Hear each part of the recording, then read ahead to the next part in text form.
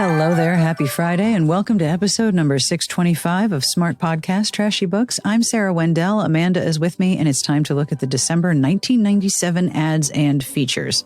We have a cover with an uncountable number of fonts. We've got several memorials for Princess Diana, and we find out what happens when you win an award, and you find out while you're on the John at work. There are profiles of readers and romance reading book clubs. There's AOL chat rooms about romance for writers and readers. It's a wonderful time capsule. Just come with us. It's so much fun. I do want to warn you that it is 1997. There's a lot of talking about Princess Diana, so we have a good bit of death and some terrible anti-fat bias in this issue, so I wanted to give you a heads up for that. Some things we leave in the past. I will have links to all of the books that we talk about and links to the podcast that I referred to in the show notes. And you know where to find that, right? smartbitchestrashybooks.com/podcast under episode 625. Hello to Megan S., who is one of the newest members of our podcast Patreon. Hi, folks. Thank you for supporting the show. If you join our Patreon, you get bonus episodes. You get the full PDF scan of this glorious, glorious magazine. If we talked about everything that was interesting inside each one, these episodes would be hours and hours and hours, which means that Garlic Knitter would have a lot to do. Hi, Garlic Knitter. The other benefit to being in the Patreon is that you are supporting the show and you're making sure that every episode has a transcript hand-compiled by Garlic Knitter. Hey, Garlic Knitter. Hope you're having a good day. If you would like to join, have a look at patreon.com/smartbitches. Monthly pledges start at $1 a month. All right. Are you ready? You ready to go back in time? I'm ready to go back in time. Let's do this. On or back to December 1997. It's time to do the ads and features for December 1997, issue 165 of Romantic Times magazine. This is quite a cover. It is. There's like nine fonts. Yeah, 9 fonts, lots of purples and pinks. She's wearing a belly dancer belt on her forehead. Yes. You know, when she took that off, you know, after this photo shoot was over, you know that like there was hair in it. It's hurt, like it pulled her hair. Like that's just not great hair. And he's wearing some kind of necklace. It's got rows of long beads that kind of look like bone. Like it reminds me of something more like Western or indigenous than chic. Yeah. I also think, I obviously don't know for sure, the chic part, I'm pretty sure that was hand drawn for the cover. I don't think that was a font. I think those were like done by hand, but I could be wrong. I mean, it looks like custom, right? It does look custom. A lot of decoration in the S there. They took the font from the actual cover. Yeah. And colored it. So I would say someone would have to do that custom probably. I would really love to know what the process of doing the cover art for the magazine was like if they were using the book cover. In this case, it's the book Step Back because the cover just has guy with long hair and abs and nipples under a purple sheet just looking at you. The Step Back is where we have belly dancer forehead and, you know, she looks sleepy, but maybe she's awake. Anyway. I think that's a better cover. I think it's a great cover. It's much more interesting than having the guy stare at you. But what's interesting is that if this is the cover image, so that publishers used to do something called a cover flat. You worked with cover flats before, right? It's just like the cardboard cover of the book and you just get a flat of it. Like I have cover flats for my first book. And I think publishers stopped doing them because it was kind of like, what do we do with all this paper? But I'm wondering if they get the cover flat or they get the cover of the Step Back and it's already got the title on it when they get it from the publisher, or how did this happen? Because that's a really ornate title treatment. Yeah. I don't know. If anyone worked in publishing at that time. Yeah. It's listening. 9 fonts. Also, if you look at the bottom, it says Leisure Books, a division of Dorchester. Like the publisher credit is at the bottom there. So I wonder who paid for this, the publisher or the author? My guess is the publisher. So many fonts. Yeah. So many fonts. But then like the next cover, the inside flap, I guess is what it would be, is another cover from Leisure Books, a division of Dorchester, for Strands of Gold by Kathleen Morgan. I think the pink font on this background is a bad choice. Let me grab the magazine because I have the actual magazine here. And I want to just give myself credit that I adjusted my settings and I did a much better job scanning this. But it's not even easy to read in print. Like you can barely make out the words that are against the dark rocks. Like it's really bad contrast, which is weird because down at the bottom it says order your favorite leisure and love spell, and that's in yellow. Yeah. I also flagged this inside cover because I think he has a third nipple. If you look at his nipple, the one that's facing you, and you go straight down between his waist, the top of his big old belt, and his nipple, is that a third nipple? It looks nipple-ish for sure. I think there's a third nipple, or it's like a weird shadow. Like, again, I'm looking at the print edition, and it's even more pronounced in print. Maybe it's a vein, but it looks like a nipple. He's got 3 nipples. No, it does. It does. He's got a third nipple. For sure. And here's what's wild. If you go through from the cover to page 2 to page 3, which is an ad for Crimson Lace by Linda Francis Lee, and the cover is, here's a fan. It's a picture of a fan. So we got belly dancer and split ends and Quaalude making out, and then we got a third nipple, and then up you get a fan. Yeah, and like we're going to parts of the magazine that are not in like full color. Did you see the ad for this Crimson Lace? The author's giving away a miniature tea set. Yes, it's a really terrible picture, but it looks really cute. All you have to do is like send your name and address. I hope somebody enjoyed their miniature tea set. It kind of looks like it's made out of muffin batter. If you've seen old footage of like the Titanic wreckage. Yes. And everything it was on the has ocean floor. Yeah, like this crust, this rust and crust on it. Barnacles. That's what it looks like. This pattern is barnacles. So then we get to page 6 where Flavia has a big ol' spread. Yeah, she does.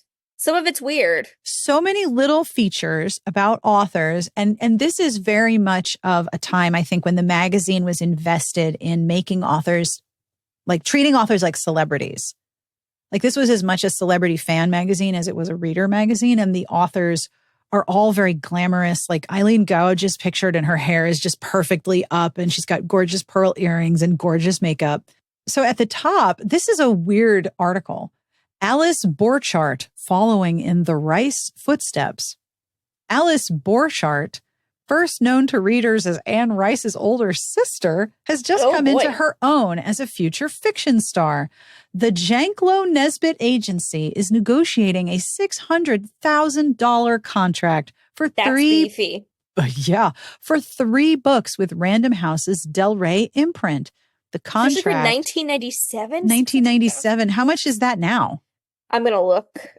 The contract was the result of what Alice calls my finest work so far, Silver Fox. She's working on some revision to have galleys ready for Frankfurt Book Fair. Lynn Nesbitt shepherded this unique historical fantasy to be published as women's fiction. 600,000 in December 1997? Yes. That's the equivalent of almost $1.2 million. Gosh darn, that's a lot of dollars. Yeah. Alice suffers greatly from rheumatoid arthritis, but nothing gets her down for long. She lives with her husband Cliff in Houston, not that far from Catherine Falk, everybody drink, who she credits with giving her the advice that resulted in this great coup. Catherine told me to go to my agent and demand she make me a star. Also, my sister didn't want me to re-sign with my former publisher, so that's how it all evolved. We're just talking shit, dropping dollar amounts. We all congratulate Alice, who proves that writing talent can be nurtured, it can be inherited, and it can be due to dogged persistence. Oh boy, what a weird article. Then, if you go to page 7 of the PDF, this whole like section of Flavia is just weird it's a weird mix of like Publisher's Lunch and gossip. It's like if Dumois and Publisher's Lunch had a baby. So Jennifer Blake ran a contest to promote her January paperback where a lucky winner and their guest will be flown from any destination in the continental U.S. to New Orleans for a weekend in the French Quarter. And then they go to Bourbon French Parfums. They will get a personal scent designed for the winner. Cool. A scent only she will be able to buy. And apparently this perfumery has already created a perfume of paradise commissioned by Jennifer when the trade size edition of Perfume of Paradise was released in 1988. Samples of the exotic perfume and entry forms will be mailed to 600 bookstores across the country in September to promote the contest. You can also enter by mail. They're going to send 600 perfume samples and entry forms to bookstores. She's having a person and a guest flown to New Orleans from anywhere in the continental U.S. to have a perfume commissioned just for them.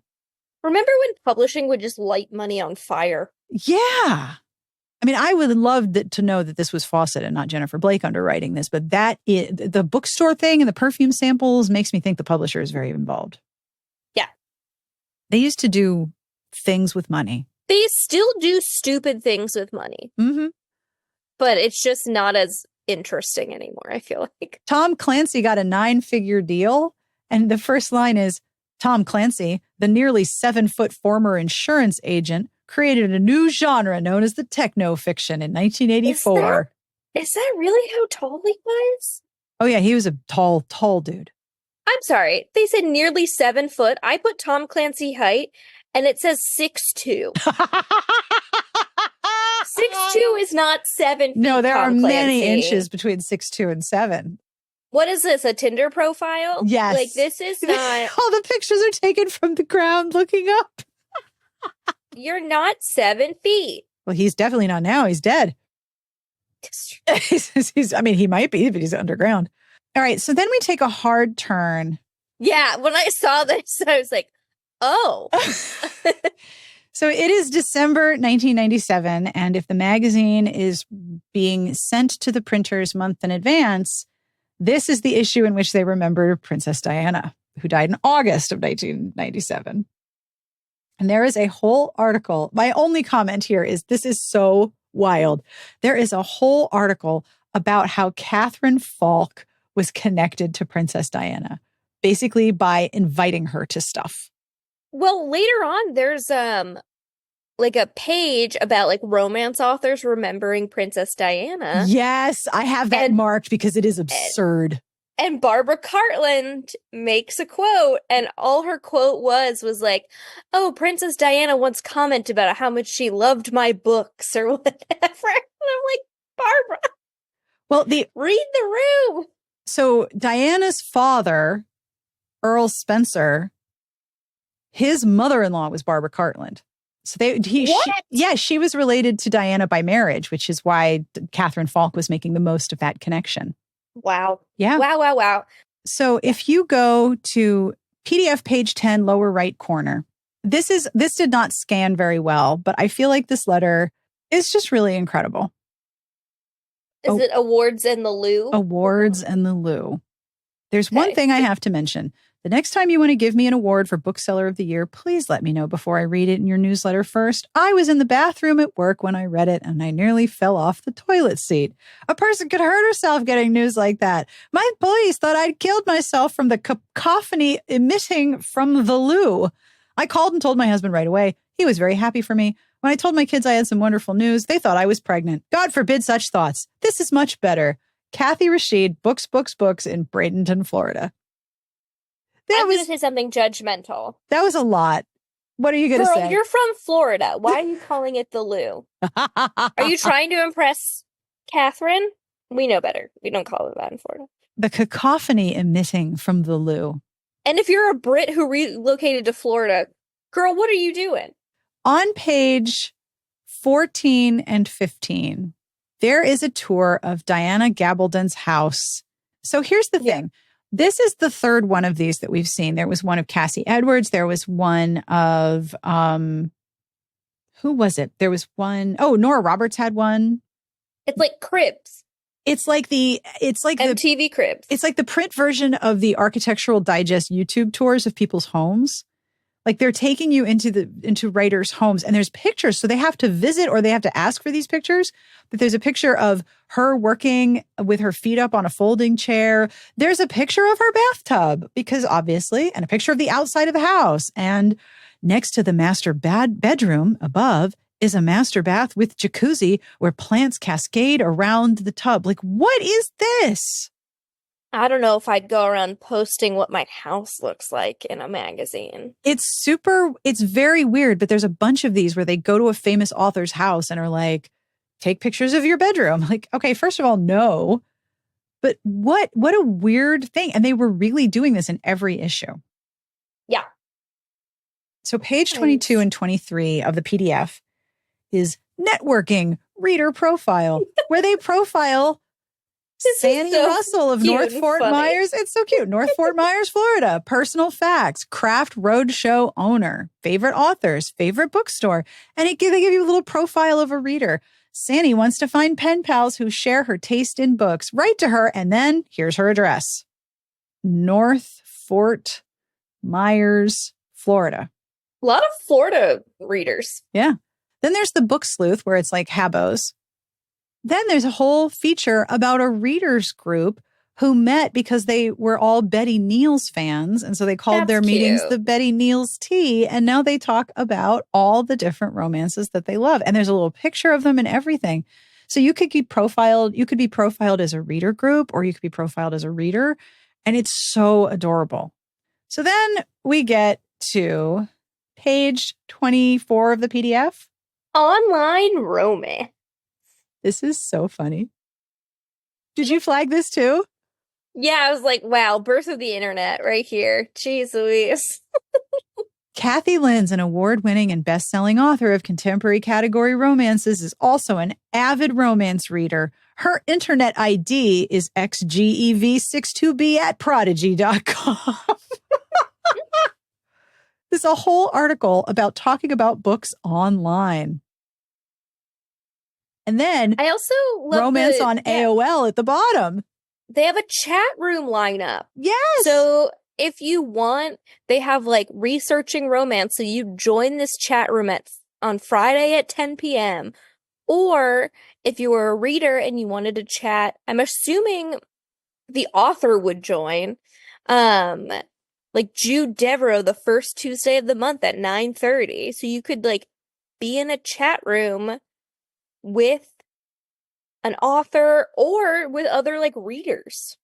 Yep. And you can sign up for a free copy of America Online and look at the Writers Club Romance Group. There's also a little disclaimer down at the bottom. Libby Hall and Debbie Hancock, RWA president and vice president respectively, recently informed us that the chat RWA on AOL is not a registered chapter. Therefore, we removed it from our schedule. Okay. So they had little romance chat, Writers Club romance groups, and you could like do little chats. It's so cute. That's very sweet. What a time capsule. I know. So then on PDF page 29 was where I wanted to go next. And I just want to get Ms. J. Watson of Winnipeg, Canada. If she is still with us, I would like to buy J. Watson a drink. Dear RT, authors and publishers of series romances should take note of Marilyn Tyner's first paperback romance, Arabesque's Step by Step, June 1997. Her heroine is short and full-figured, not the usual tall, slim model types. Romance authors should be writing about heroines of all ages, size, shapes, and shades, loved and cherished and appreciated by handsome heroes of all ages and careers. Step by Step is definitely a keeper book. Please write about heroines of normal, realistic sizes. I will buy this woman a drink if she is still around. But the response is appalling. Do you want to read the response? Because I started reading it. I'm like, fuck you. Right? There's another letter from Jamie Andrews that's just above it that talks about reading about a woman who is who's fat. So the magazine's response was, Dear Miss Andrews and Watson, once again, we must emphasize that this is purely a matter of taste and preference. TLDR, you're wrong. one might argue that most women read romances for the fantasy, and that they want heroines that are idealistically beautiful. Those same women read romances for heroes who are young and virile, even if they better resemble their sons instead of their 50-something husbands. Okay, ew. Ew. Judgmental cunt. It doesn't mean that they don't see larger women as beautiful, or that they don't love their husbands' love handles, or that they are obsessed with younger men. Don't we all get lost in the fantasy of Cinderella, seeing ourselves riding into the sunset with Prince Charming? The reality is that not even Cindy Crawford has a waist that small, yet we love Cinderella because she represents sheer beauty, a beauty from within. That is what we want in our heroines, a beauty that is pure and transcends the physical. If larger-sized heroines can be created with that kind of beauty, then why not? What an absolutely terrible response. What the shit? Absolutely terrible response. But I'm still buying Jay Watson a drink. Can you believe that bullshit? Yeah. Anyway. So then we have 2 pages of author memorials of Princess Diana. And some of these are really, really wild. And this whole section is just quite a trip. Anne Perry writes, "In coming to accept Princess Diana has died, it's as if a little bit of brightness in all of us has died. Doesn't it remind you desperately of your own mortality? It's amazing that one person can do that." Anne Perry, famously a person who murdered her best friend's mom in New Zealand. I think many things remind me of my own mortality where Anne Perry is concerned.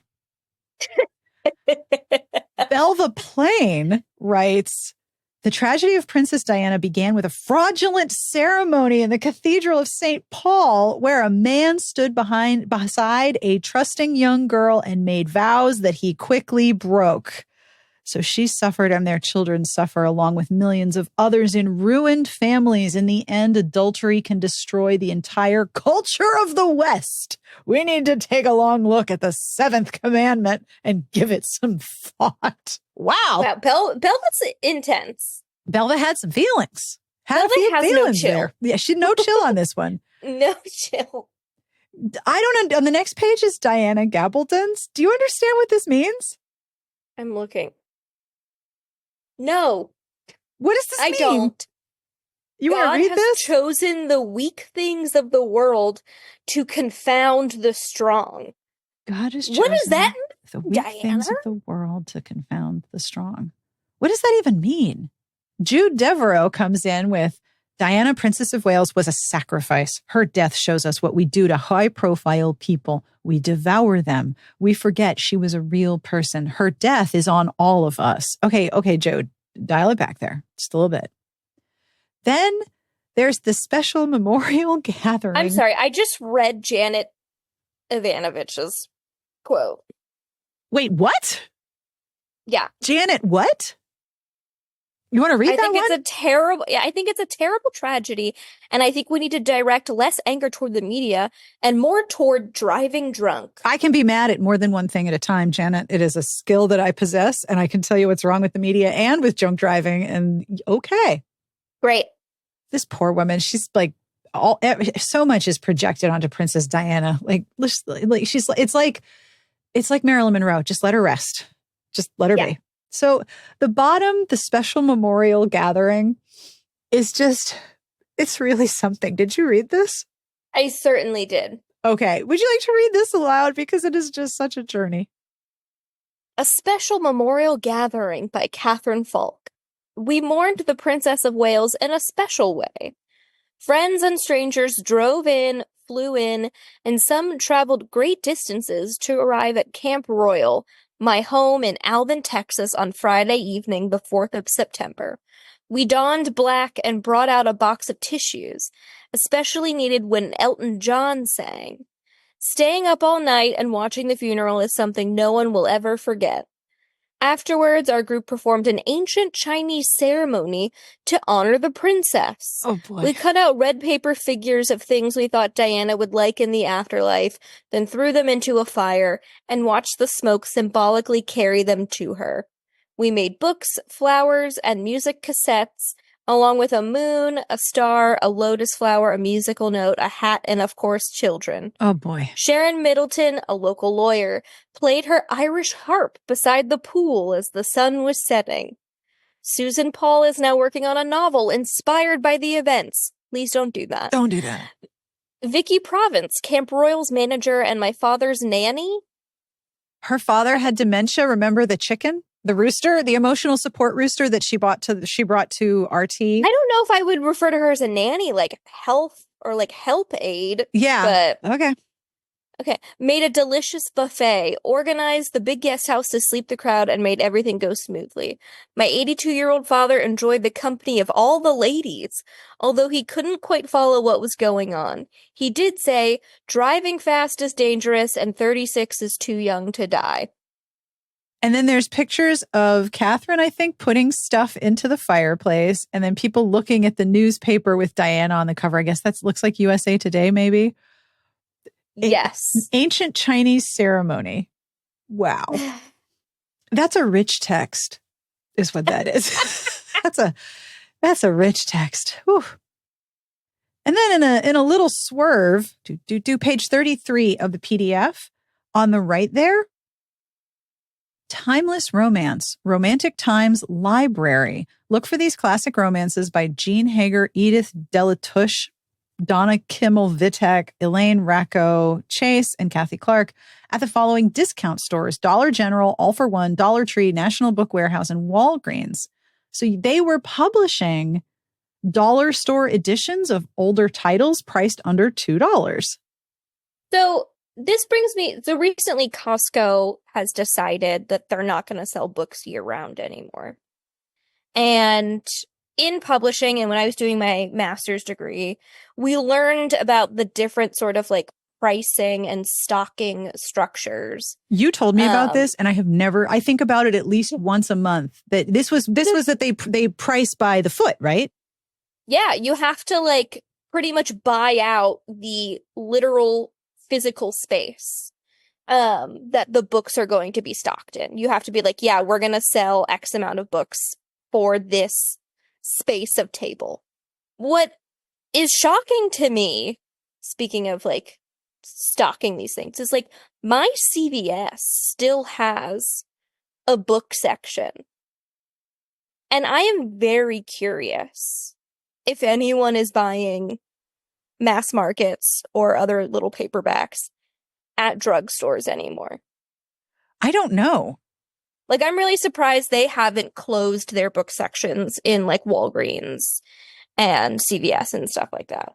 And you have to think about the profit margin for books that are priced under $2, specifically meant for Dollar General and Dollar Tree and Walgreens. And these were older, like, so the one that's pictured is No Promise Given by Kimmel-Vitek. That was originally a Candlelight Ecstasy. That was an older book. So I'm wondering if that author got the rights back and then sold them to Romantic Times Library for this discount copy. And if they were a publisher, were they making any money from this? Yeah, I don't know. It's weird, right? There's not a big profit margin in general in books. No, selling books, especially with the prices keep going down, down, down for digital and up, up, up for print. The other thing that's weird is that I keep searching and I haven't found any copies of this book. Oh, interesting. I haven't found any Romantic Times Library copies. I'll have to keep searching when I'm not when I'm not recording. Some of these features I thought were so weird. Oh, there were a lot of weird ones. Like I was like, okay, Sarah, you can't talk about every weird feature. They're all weird in this one. So I was just curious because this relates back. So I'm on tete-a-tete page 40. Something I want to talk about on that page too. Tell me everything. Is it Monica Harris? No. Oh, so I remember when we did our bonus episode about Catherine Falk, I believe, or maybe it was prior to that bonus episode where we were talking about other stuff about how like she claims to have discovered or boosted certain like women of color publishing in the space, that sort of thing. Yeah. But yeah, I thought it was interesting because they mentioned Monica Harris, and this is like publishing news, this column. Monica Harris has left her position as editor of Arabesque the multicultural line she developed for Kensington in 1994, which opened the door for many of today's African-American romance writers. Her new post is editor of nonfiction hardcovers at Carroll Publishers in Secaucus, New Jersey. Harris told a crowd of well-wishers at a recent New York Romance Writers of America Fete, "I will miss romance. It will always be my first love." The chapter honored her as Editor of the Year for her boundless work, energy, and devotion to romance and arabesque. I thought that was interesting, considering all of the recent talk that we've had about RWA and Catherine Folk's quote-unquote involvement in promoting authors of color. Unfortunately, Monica Harris passed away in 2012 after a short illness. She was part of Arabesque and launched Arabesque with Forever Yours by Frances Ray and Serenade by Sandra Kitt. She took an aggressive stance toward marketing, including a publicity drive to celebrate February as Arabesque Month. And if you notice now, February is Black History Month. Yep. She also established Love Notes and Read My Lips, which provided information about Arabesque books and authors to independent major book chains, a unique approach at the time. And she went to nonfiction and was the editor-in-chief of the first African-American book club with Doubleday. The Black Expressions Book Club successfully persuaded publishers to increase their lists and remained one of the most popular direct mail book clubs. Also, great glamour shot. Gorgeous glamour shot. Truly, truly beautiful glamour shot. Well, Monica Harris Mindelovich was her name when she died, and her obituary in the USA Today was written by author Michelle Moncu, also past RWA president. On that same page, there's another little time capsule. eSoaps.com, the first email soap opera. Subscriptions to the soap opera E-Tanglements are free. Daily episodes are delivered by email Monday through Friday. The soap opera is written by romance writer Joanne Reed, who weaves a tangled web of love, hate, and deceit set in New England town of Walkersville, where past sins are never forgotten. New England small towns just need to calm down. Walkersville does not feel like a New England small town name. To subscribe, send an email to etanglements-request@esoap.com. Type subscribe or visit esoaps.com. I'm looking. esoaps.com. Nope. That's a big old blank page. So this is really interesting to me for a couple of reasons. One, it's super clever. What were they selling? Were they collecting? Was this like early collecting of email addresses? Were they selling the list? Like why would, if it's free, you're the product, right? So what were they selling? One author was writing it, which is very cool that they got credit. But think about how this compares to now, where you have authors writing serials and you have authors writing series that are released, weekly or digitally. That's still happening. It's very cool. That's very, very cool. I also, not just related to like soap opera stuff in general. I'm still shocked every time I go to the grocery store and there's like soap opera digests still on the rack. And it's all the same actors. Like if you want to see people, if you want to see like people aging, it's kind of amazing that soap opera has these aging actors and they're still treated as like hot and authoritative and desirable. It's kind of amazing. And soaps are hard work too. If you're an actor, it's a great job, but it's hard work. Yeah, it's a grueling schedule considering new episodes air 5 days a week for the most part. And some of them are still on. It's kind of cool. I don't think they or maybe they did review this book. I was very curious. This ad got me on the next page, or like page 43 of the PDF. Mm-hmm. That she rode across the West hell-bent on revenge. Sounds great. He was a dangerous gunslinger. I was like, ooh, that seems interesting. And then there's a review of it, but I don't know if I want to read the review because I'm worried it will just immediately spoil any excitement. Okay, hang on. I'll skim it for you. You read it and be like, ooh, I don't know. All right. So both of these characters sound kind of incredible. JC's Restless Heart has a very powerful, complex plot, an emotional story that held me breathless. It's not an easy story to forget, and Cheryl Ann Porter's talents have never shone brighter. The stage is set for the final volume in the trilogy, and it will be hard to wait for it. All right. Sounds like it's really So it takes place Mexico in the 1870s, 4.5 stars. Listen, I think this sounds like a really off the wall historical. Yeah, because JC, whose heart is reckless, as in the title, she's searching for the killer of her ex-outlaw father and mother. Now, I don't know if her father is the ex-outlaw or they're both ex-outlaws, but clearly JC is not to be trifled with. So, and then my next one wasn't until page 50 of the PDF 48 of the magazine. Okay. Where it was Indulge in Christmas Pie. That's the name of the book, too. Christmas Pie. I know. I saw that and I'm like, oh, are we going to get another weird recipe?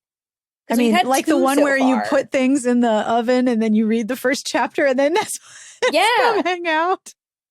If there was like another one for like seafood and you put milk on your prawns or whatever to make them not so stinky. If they smell fishy, soak them in milk. But no, this is not a recipe for any sort of pie. And I was very bummed because then she's like, please write to me. And it's like, oh, if you write to her, does she give you a recipe for Christmas pie? And then it's like, no, that's just the name of the book. But she's in Roswell, New Mexico. So if there's aliens, maybe they have pie. What are the aliens for their Christmas pie? And then my next note was page 54. Oh, I have lots to say about 54. 54 through 55 is okay, listen. It's just I was disappointed. I just need everyone to know that if you sign up for the Patreon, you get the full PDF scan. And there's no way I'm going to be able to put this page on the website and do it justice. If you look, I don't care if you sign up for $1, download them and then like quit. Like it's fine. It's totally cool.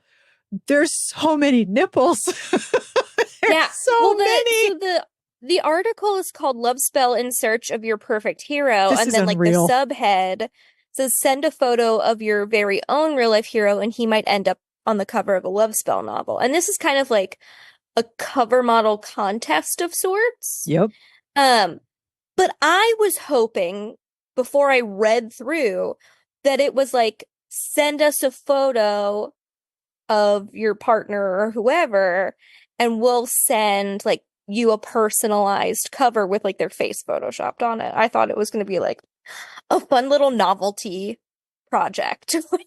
No, they're just searching for cover models and they want you to send them pictures. What we will be looking for are good quality photos of great looking men in sexy, seductive poses, one that we can turn into beautiful painted illustrations like the one below.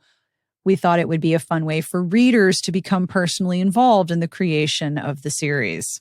Can you imagine approaching your husband to do a photo shoot like this? Like, well, you know what? My son-in-law is kind of hot. My son's been working out. My husband's pretty great looking.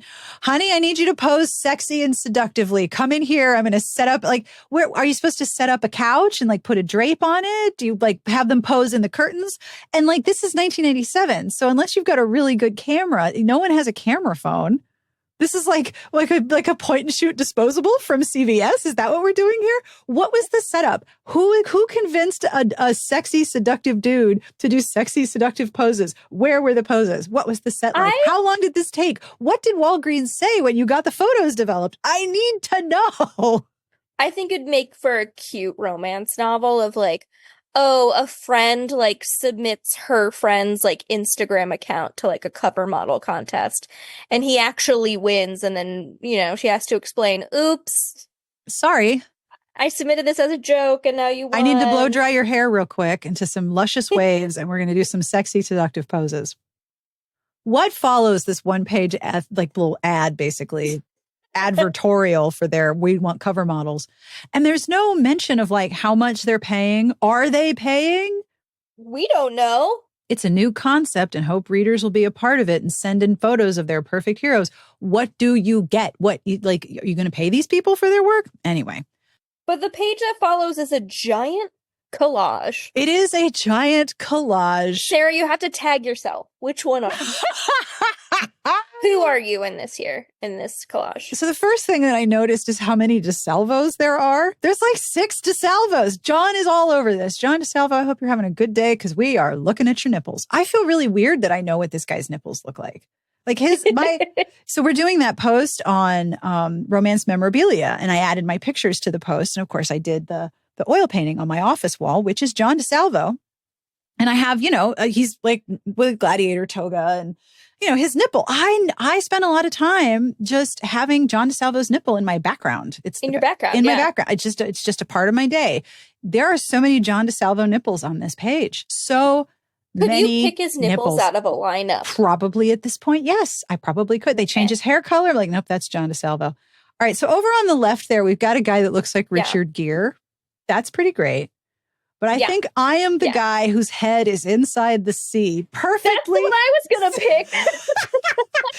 So put your perfect hero on our romance cover, and inside the sea of cover is just a little perfectly cropped picture. That's the third nipple man. That is the third nipple guy. That's the third nipple man. Third nipple man.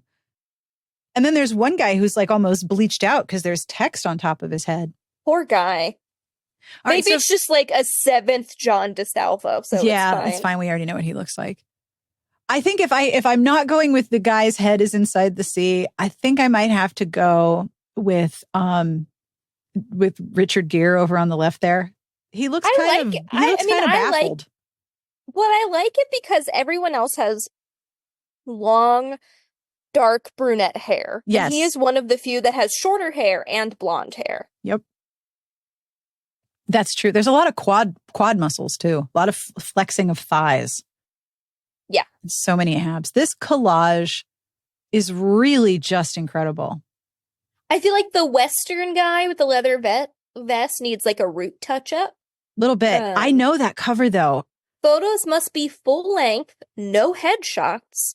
And remember, readers like cover models with bare chests, bedroom eyes, and in a sexy pose.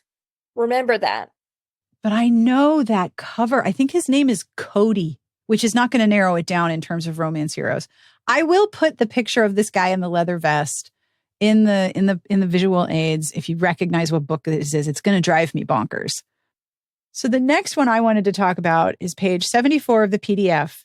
Page 74 of the PDF is Amanda Bate. I'm going.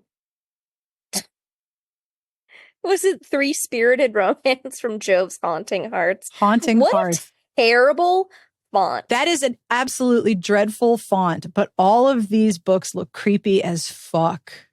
Yeah, the guy like standing in the window. Yep. Earth Angel.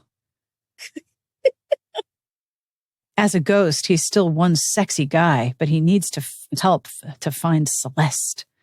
I like Shadows in the Flame by Tess Faraday. Living down. Yeah, I just read this description. Read the description. What? It's incredible. Living down Mother's. By the way, Mother is capitalized. Mother's bad reputation isn't easy, but Molly, snug in her cat-filled cottage, back to cats, tries. When Mother returns as a lusty ghost, she insists Molly fall in love immediately. Sorry, my terrible mom has come back as a horny ghost and she's desperate for me to get married. I kind of think this sounds amazing. There's also a cat on the cover. There's a cat on the cover. This is a very cat issues. Like I'm in support of cats for this one. On page 86 is where I'm going next. That was my next one. We're back to cruises. Okay. We cannot get through an issue without a cruise mention. There's always a cruise, but this is wild. Like I spent some time with this because this really got me thinking, okay, do I want to try to organize a romance readers cruise? Like say like the site is 20 plus years old and we're just going to go balls to the wall and host a readers cruise. Would I want to do that? And would anyone come? I feel like people would go. You think so? Yeah. I don't know if there's a place that you can do a realistic poll. No. Anywhere. But I wonder if you're listening to this and you would go on a romance readers cruise in the future, I would love to hear what you think because I feel like the magazine is telling us, yo. So this year, the 15th annual Book Lovers Convention was on board Carnival cruise ship April 17th to the 24th, 1998. Yep. And there's a whole page about the Tampa. So it sailed out of Tampa, which is not where a lot of cruises sail out. They're usually in Port Canaveral now. I don't remember many sailing out of Tampa. Look at those theme park prices. I saw that. Busch Garden, $59. Magic Kingdom, Epcot, and MGM Studios, $70. Universal Studios Orlando, $67. Wow. So there's a whole bunch of stuff about what to do in Tampa. And then day one is Georgetown and Grand Cayman. All of the tours you can do. Basically, they're like reprinting all of the excursions in the magazine. Yeah. They're basically reprinting. These are not things that Romantic Times has arranged. These are Carnival excursions. Then you get to the part where they start talking about the conference events. And this is where it gets amazing. So on PDF page 89, I could do a whole episode just about this one page. Okay. So parties, perks, and prizes. Swashbuckler Leland Burbank plans a scavenger hunt on and off the Carnival celebration during the Romantic Times cruise. Participants will be asked to retrieve articles featured in romance novels. Fabulous prizes are planned. And for those who dream of spending all night long with this black-hearted pirate, Leland will be hosting a slumber party. First 50 people to write to him at Wild at Heart Cruise will be invited to this wild all-night party. Okay, no. Thank you. Win a cover shoot and painting worth $2,500. One lucky grand prize raffle winner will win a day on the beach in Cozumel posing with gorgeous cover model Sharif 14. He's the guy who was later found to be in gay pornography and everyone lost their minds. If that weren't enough, cover illustrator Lynn Sanders will create a 16 by 20 painting from the cover shoot. The winner will be announced at the costume competition on board the Carnival celebration. So you get to pose with Sheriff 14 as a cover model, and then they're going to make a cover of the pictures that you take in the photo shoot. That is kind of cool. That's almost as good as the custom perfume. Like, there's good shit to win in this magazine. I feel like we should, try to win some of this stuff. But the top of the line, best party. I am sad to have missed it. Heather Graham's Scuba. I don't understand this title. It's amazing. It's so great. Are you ready? Brace yourselves, everybody. Heather Graham's Scuba Dooby Doo Rock and Roll Rum Party. Do you want to read the description? It's so great. Scuba Dooby Doo. Begins sunset April 21st aboard the Carnival celebration. After a sun-kissed day scuba diving and snorkeling, Heather Graham will host a party for all deep-sea divers and bathing beauties. A certified diver, Heather is excited about exploring the beautiful waters and majestic reefs off Grand Cayman. After diving, whether you're an experienced or novice scuba or deep-sea diver, plan to attend Heather's Sunset Rum Scuba, where we will rumba to the beat of the ocean as the sun sets and we sail on to Cozumel. What is happening? So, wait, are we actually scuba diving? No, I think that the scuba diving will have already happened. Okay. But they focus a lot on the scuba diving in this description. Sunset Rum Scuba makes it sound like everyone's just got their tanks and their masks and a glass of rum. Yeah, I don't know if I would recommend scuba diving while drunk. Very bad idea. If anyone who's listening is a scuba diver, I know you're shaking your head like, nope. But also, if I've spent a quote-unquote sun-kissed day scuba diving and snorkeling, my ass is going to bed. Like, nothing sucks my energy out than spending a day in the sun.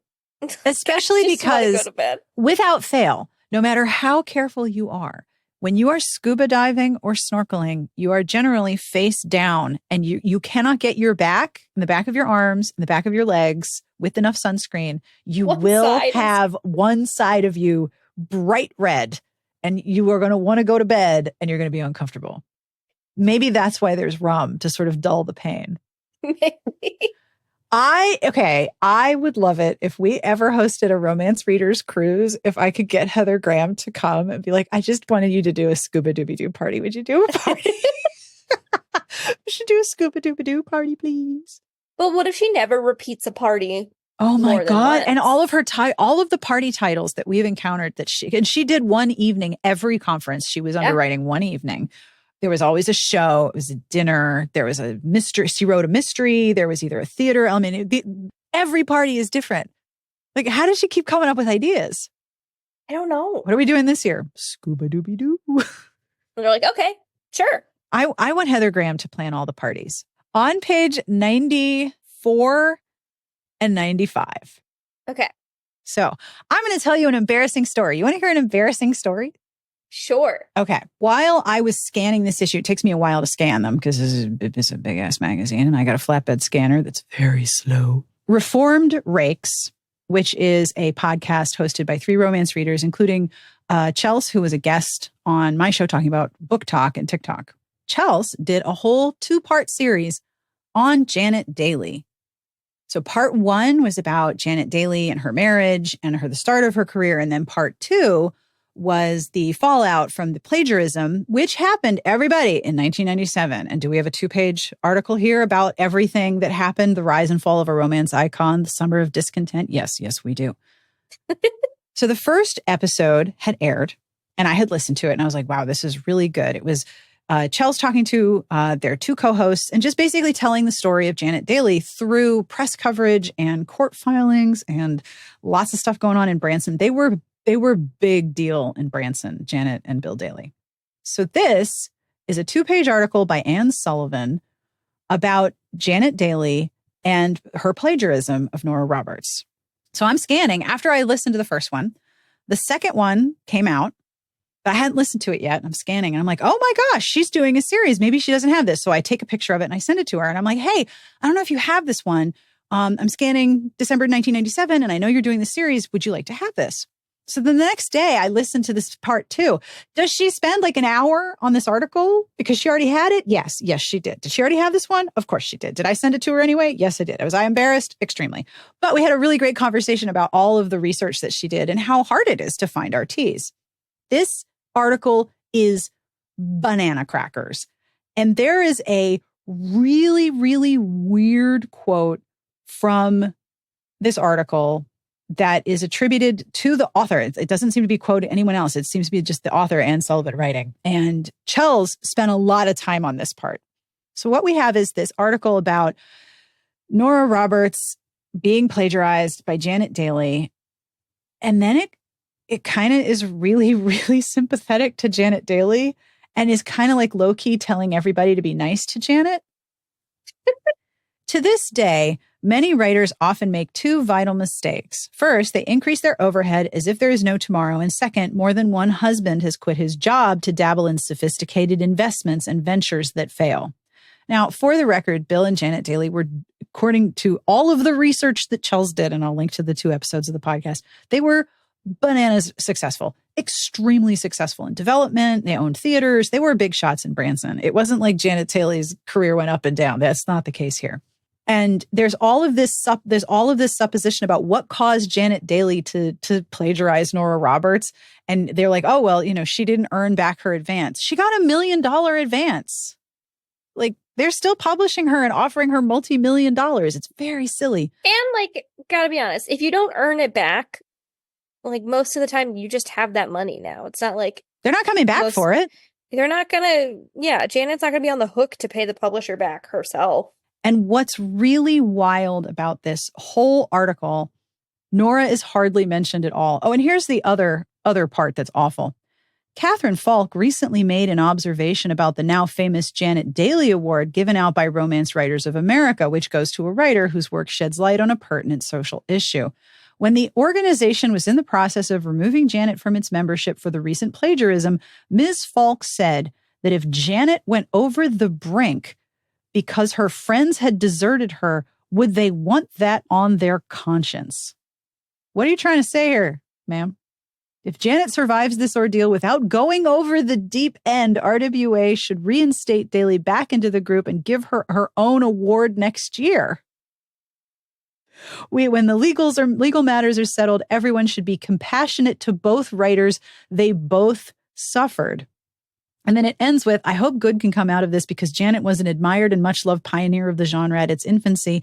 And for a woman who has written so many happy endings for so many people, it's time she had one of her own at long last. Didn't she have one of her own before she got caught plagiarized? She had like several $1 million happy endings. And this article also spends a lot of time making it seem like Bill, her husband, was the manipulative driving force behind her career. And there's not a lot of evidence that that's the case. The way that Chels and their co-host described it, there are a lot of quotes from Janet and Bill where it sounds like a really not great relationship, but they don't realize how they sound. They're just describing their relationship. And it comes across very weird, but it's also not necessarily possible to say, oh, and it was this kind of relationship. Like, you don't know. They're both dead at this point. Yep. I can't believe how little Nora Roberts is in this article. Like, there's a picture of her. That's really it. Yeah. I mean, the focus is clearly on Janet here, not Nora. Which is what, and if you look at the page with the picture of Janet and Bill, unlike Nora, whose second husband continues to work as a master carpenter, Janet's business became Bill Daly's, and he started making big plans to invest her earnings in Branson, Missouri real estate. That's actually not true. That happened first. He was investing all over the place first.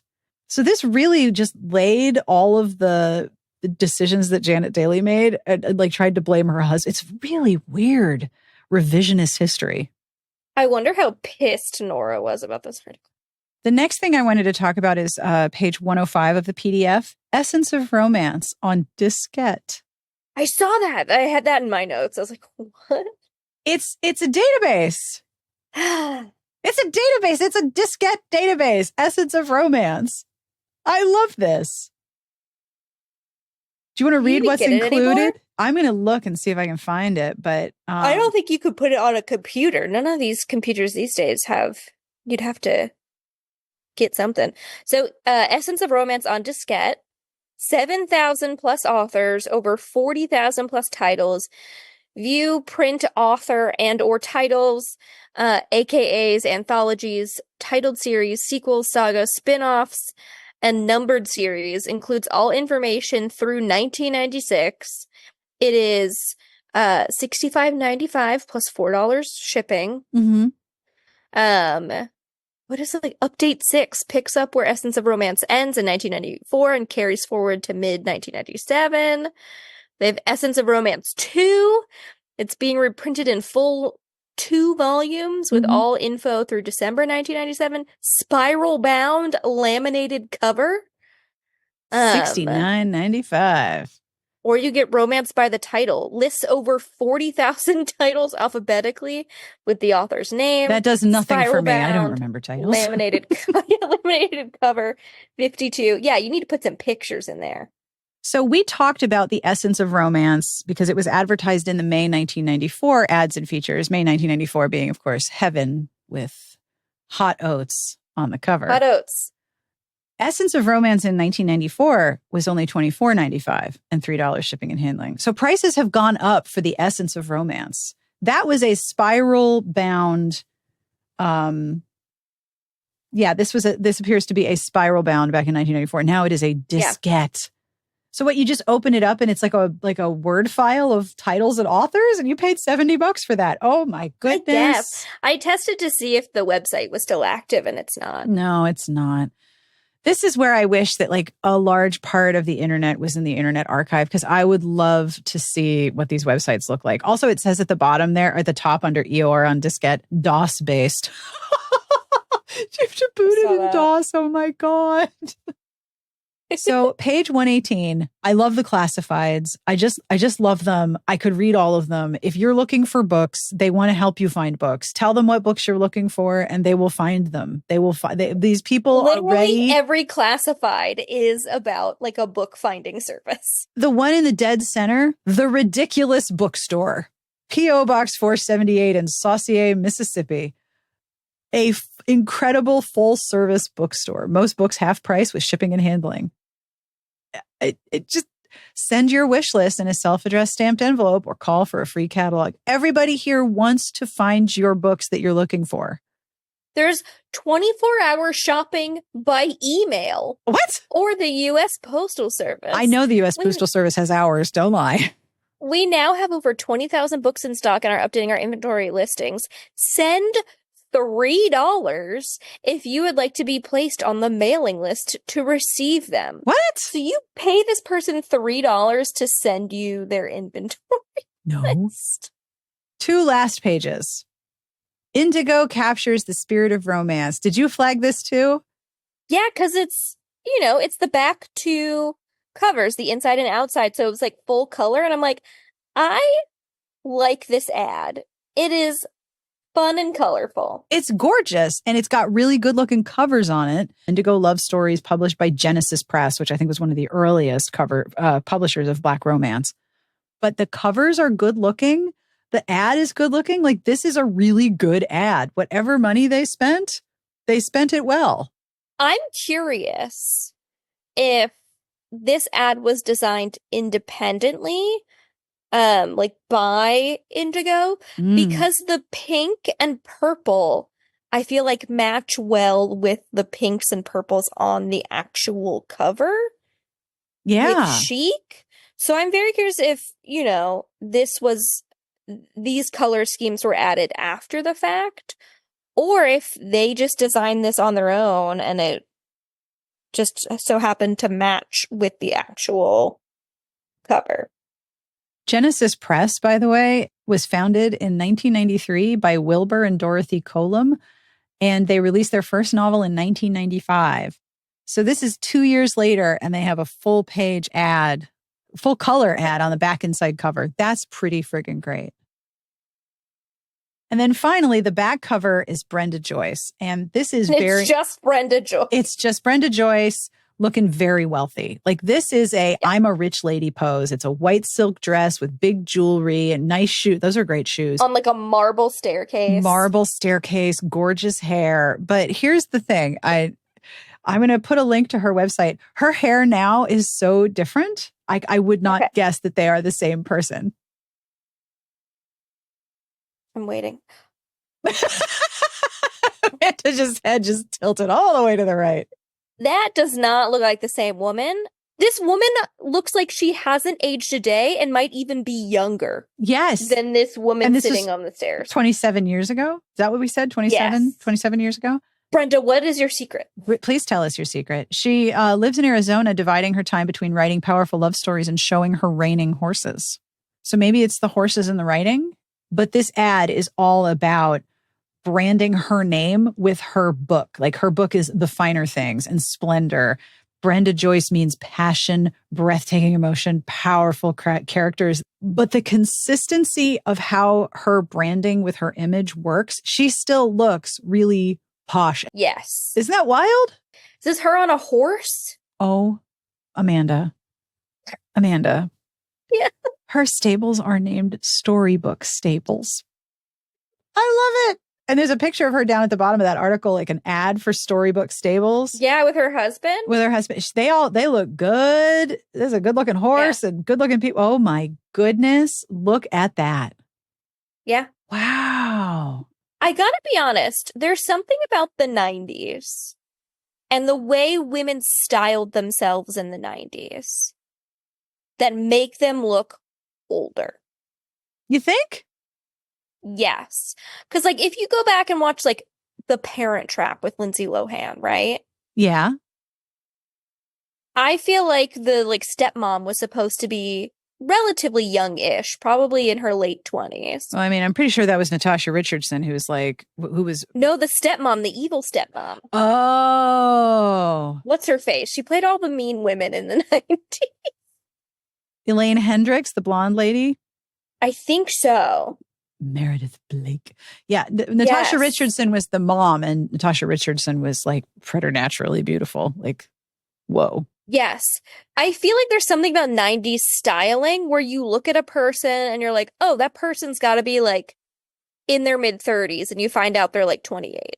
And then looking at myself like 35. No one believes I'm 35. But there's just something about like 90s styling.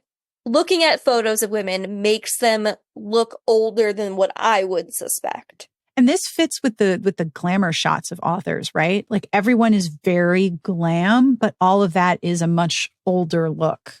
It's a completely different aesthetic, right? Yeah. Super, super different. So what did you think of this issue? Was this one fun? So the reviews were underwhelming because when you messaged me, you're like, this one is so fun. I was expecting fun for reviews. No.